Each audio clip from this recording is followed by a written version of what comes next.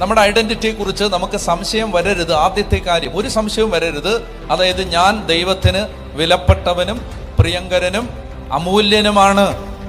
ദൈവം തള്ളിക്കളയില്ല. നിങ്ങൾ മനസ്സിലാക്കണം, നമ്മൾ എല്ലാ മനുഷ്യരുടെയും എല്ലാ സങ്കടങ്ങളെയും മാനിച്ചുകൊണ്ട് തന്നെ പറയുന്നു.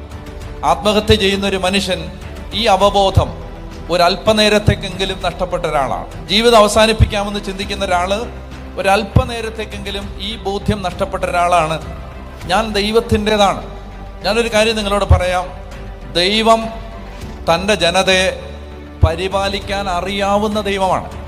അതായത് നമ്മൾ ഏതവസ്ഥയിലാണെങ്കിലും ദൈവത്തിന് നമ്മളെ രക്ഷിക്കാനും പടുത്തുയർത്താനും നിലനിർത്താനും ഏത് അധപതനത്തിൽ നിന്ന് രക്ഷിക്കാനും ദൈവത്തിന് പറ്റും. അത് ദൈവം ചെയ്യും. പറ്റുമെന്നല്ല, ദൈവം അത് ചെയ്തിരിക്കും.